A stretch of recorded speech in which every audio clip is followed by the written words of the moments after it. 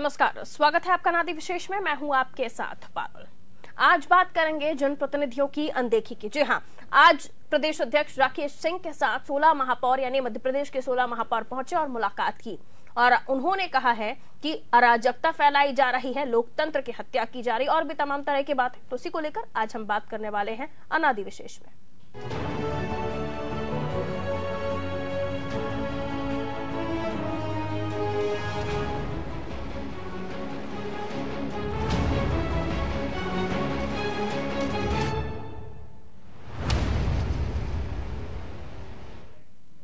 जी हां, तो बीजेपी प्रदेश अध्यक्ष राकेश सिंह से आज 16 महापौर मिलने पहुंचे, अपनी बात रखी। उनका साफ तौर पर कहना था कि उन्हें किसी भी सरकारी कार्यक्रम में बुलाया नहीं जा रहा है। शिवराज सिंह चौहान भी इस मुलाकात के दौरान मौजूद थे और यहां 16 के 16 महापौर जब राकेश सिंह से मुलाकात करने पहुंचे तो अपनी अपनी बात रखी और राकेश सिंह भी खुद मामले पर बोले हैं कि ये अनदेखी है।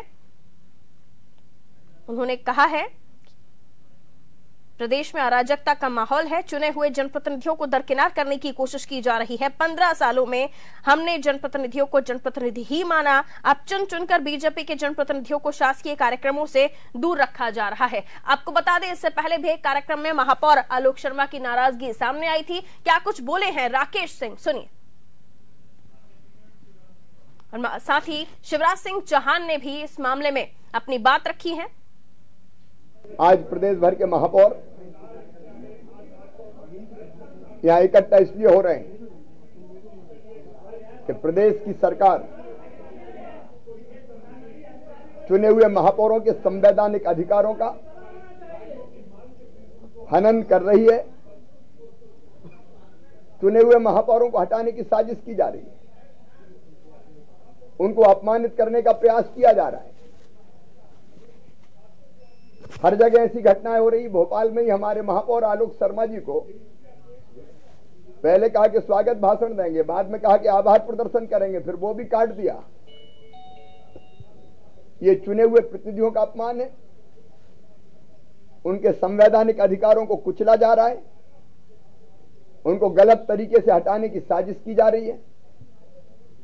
आज इसी सब पर हम लोग विचार करके आगे की रणनीति बनाएंगे। पूरे मध्य प्रदेश के महापौर भोपाल आए थे, जिसमें इंदौर की महापौर थी, उज्जैन की महापौर थी, कटनी की महापौर, सतना की महापौर, रीवा की महापौर, सागर के महापौर थे, मुरैना के महापौर थे, देवास के महापौर थे, खंडवा के महापौर थे। सब ने अपनी अपनी बातों को रखा है। माननीय मुख्यमंत्री, पूर्व मुख्यमंत्री शिवराज सिंह चौहान जी को हमने अवगत कराया, भारतीय जनता पार्टी के यशस्वी अध्यक्ष राकेश सिंह जी को अवगत कराया है, संगठन महामंत्री सुहास भगत जी को भी हमने अवगत कराया है।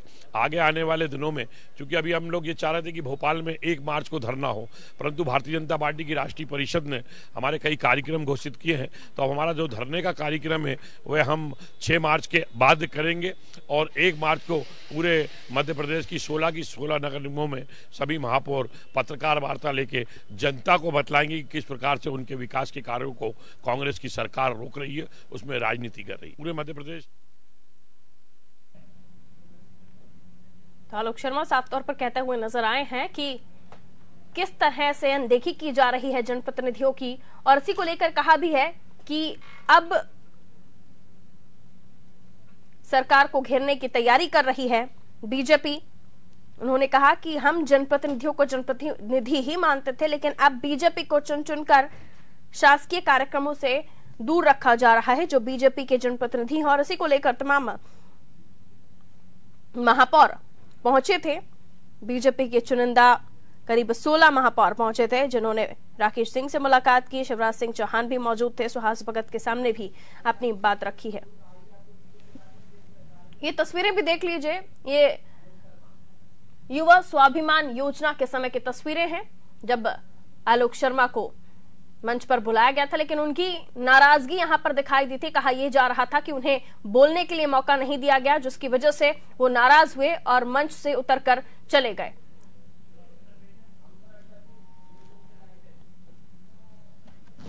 और चलिए ऐसी खबर को हम और भी समझ लेते हैं, क्योंकि कहा है बीजेपी के तमाम आला नेताओं ने कि अब वो सरकार को घेरने की पूरी कोशिश करेंगे। इस मामले में जनप्रतिनिधियों को जो तवज्जो नहीं दी जा रही है उसको लेकर अब वो अपनी बात जनता के सामने प्रेस वार्ता कर तमाम 16 के 16 मध्य प्रदेश के नगर निगमों में पहुंचेंगे महापौर और वहां प्रेस वार्ता करेंगे, जनता को बताने की कवायद होगी।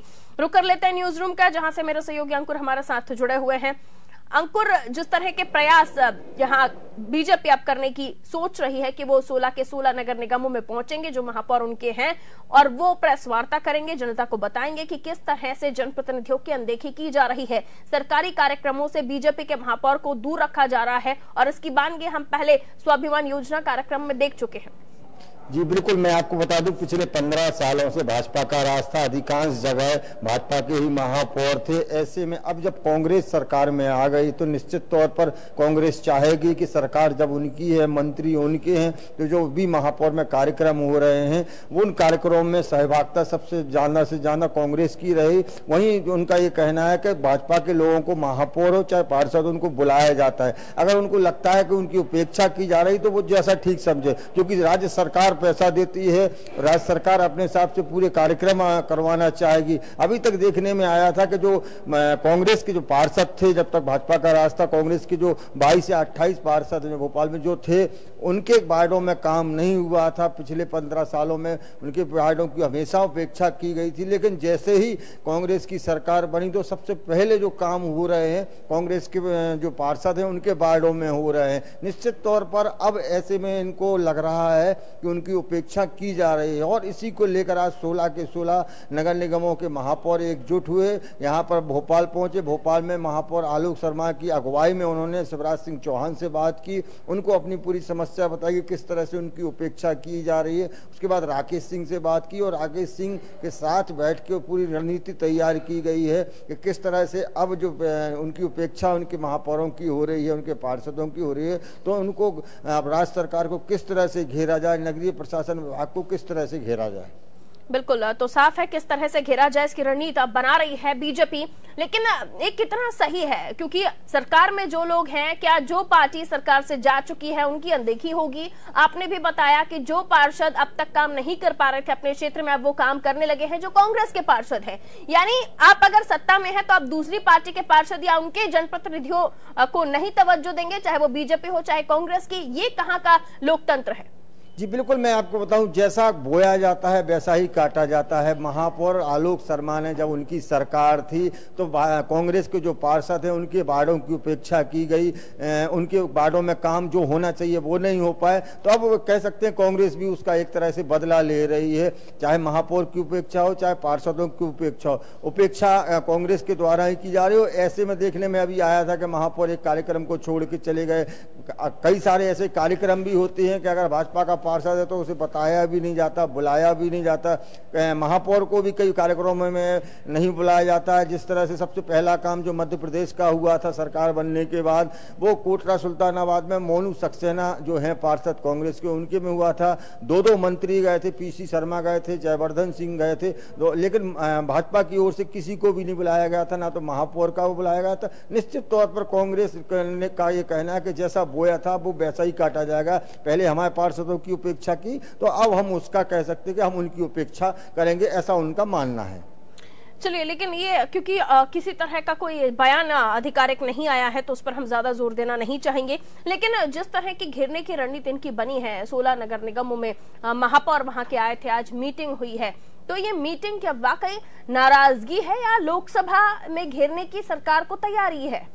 नहीं, लोकसभा में घेरने की तैयारी तो मान ही सकते, लेकिन ये बात सही है कि उपेक्षा तो इनकी हो रही है। ये बात सही है कि जब से नई सरकार बनी है, करीब 2 महीने का समय हो गया है, जहां जहां भी नगर निगम में भाजपा के महापौर हैं उनकी निश्चित तौर पर अब जो काम हो रहे थे वो काम नहीं हो पा रहे हैं। भोपाल में ही जैसे एक उदाहरण है कि नगर निगम कमिश्नर तुरंत लाया गया। जैसे ही कांग्रेस की सरकार आई तो विजय दत्ता को तुरंत लाया गया, जो पुराने कमिश्नर थे उनको हटाया गया। कमिश्नर और मंत्री के हिसाब से काम करता है, वो बिल्कुल महापौर की नहीं सुन रहा हो। ऐसे ही प्रदेश के अन्य 16 जो नगर निगम है वहाँ पर भी ये स्थिति है कि जो भी कमिश्नर है, जो कि प्रशासनिक अधिकारी वही होता है, कमिश्नर है, वो सीधा मंत्रियों की या सरकार की सुन रहा है। उन्हें इससे कोई लेना देना नहीं है कि यहाँ पर भाजपा का महापौर है या कांग्रेस का है। निश्चित तौर पर राज्य सरकार के द्वारा ही ये कमिश्नर है पूरी नगर निगम में चल रही है। लेकिन अगर शिवराज के बयान की माने और राकेश सिंह की बात माने तो उनका तो कहना है कि हमने अपने समय पर जनप्रतिनिधियों को जनप्रतिनिधि माना था,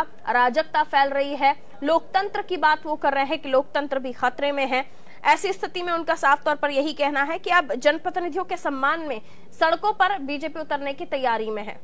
निश्चित तौर पर जब उपेक्षा होगी, उनको लगेगा पार्टी में कि उनके जो जनप्रतिनिधि हैं, चुने हुए जनप्रतिनिधि हैं, उनकी नहीं सुनी जा रही, कमिश्नर सीधा मंत्री की सुनता है। निश्चित तौर पर ऐसे में अब सड़कों पे उतरने की जब उन्होंने बात की है तो उनका कहना भी लाजमी है कि जब जनता के चुने हुए प्रतिनिधि हैं, अब उन्हीं की नहीं सुनी जा रही है, सीधा जो काम हो रहा है वो मंत्री के या सरकार के, राज्य सरकार के निर्देश पर हो रहा है। तो ऐसे में उनका कहना, गुस्सा होना या विरोध करना जायज लगता है।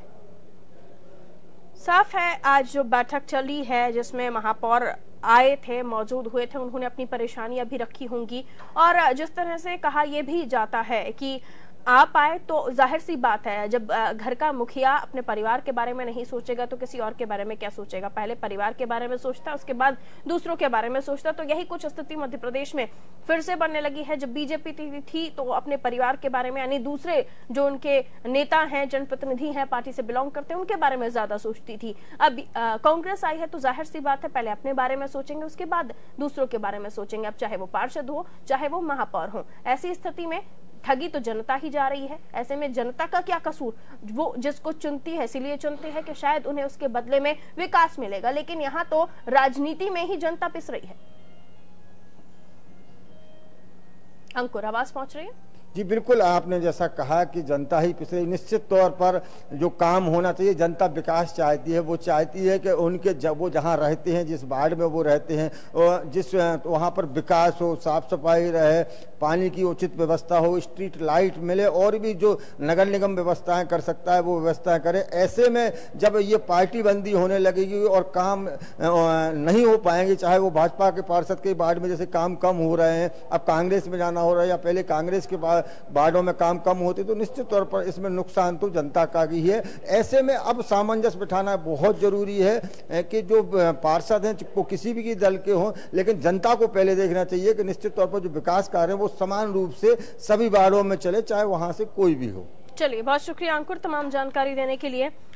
तो काम करने के लिए जनता जनप्रतिनिधियों को चुनती है, लेकिन जब इसी मामले में राजनीति होने लगे, सियासत होने लगे, तो जनता ये सोचने पर मजबूर हो जाती है कि क्या सिर्फ उसे उसी पार्टी को वोट देना चाहिए जो सत्ता में बैठी हुई हो, चाहे वो चुनाव कोई से भी हो, नगरीय निकाय के चुनाव हो, पंचायत के चुनाव हो। क्योंकि जब पार्टियां, राज्य की अगर हम बात करें तो राज्य में जो शासन कर रही होगी पार्टी, अगर वो अपने ही लोगों को तवज्जो देगी तो बाकियों का क्या होगा। जनता अगर किसी बीजेपी के जनप्रतिनिधि को चुनती है तो उसमें क्या उसकी गलती है? क्या उसे विकास से या उसे उसकी चुनी हुई जो सुविधाएं हैं, जो लाभ होने चाहिए, वो नहीं मिलेंगे तो कैसे काम चलेगा? जाहिर सी बात है। अब ऐसी स्थिति में राकेश सिंह ये कह रहे हैं कि अराजकता का माहौल है, लोकतंत्र खतरे में है। वहीं शिवराज सिंह चौहान भी मामले पर अपनी बात रखते हुए नजर आए और आलोक शर्मा भी कहते हुए नजर आए कि अब हम सड़क पर उतरकर सरकार को मामले पर घेरेंगे। महापौर 16 के 16 प्रदेश से बीजेपी के आए थे राजधानी, जहां उन्होंने बैठक की मुलाकात की। राकेश सिंह बैठक में मौजूद थे, शिवराज बैठक में मौजूद थे, आलोक शर्मा ने अपनी बात रखी। इससे पहले भी आलोक शर्मा की नाराजगी इस मामले में देखी गई है। कहा यह जा रहा है कि चुन चुनकर जो बीजेपी के जनप्रतिनिधि हैं उन्हें सरकारी कार्यक्रमों से दूर रखा जा रहा है। वहीं अगर हम कांग्रेस के पार्षदों की बात करें तो उनका भी कहीं ना कहीं अंदर खाने से जो खबरें हैं वो ये कहती हैं कि कांग्रेस के पार्षदों की पहले अनदेखी होती थी मध्य प्रदेश की राजधानी में, लेकिन अब उनको काम करने के लिए सपोर्ट किया जा रहा है। क्या ऐसे ही चलता रहेगा कि जो पार्टी सत्ता में होगी जनता को भी उसे ही चुनना पड़ेगा, वो चाहे या ना चाहे? या फिर अगर ऐसा नहीं है तो अब जो स्थितियां निकलकर सामने आ रही हैं, महापौर काम नहीं कर पा रहे हैं, महापौर अपनी अनदेखी का आरोप लगा रहे हैं, ये कितना सही कितना गलत? फिलहाल अनादि विशेष में इतना ही। मुझे दीजिए इजाजत, नमस्कार।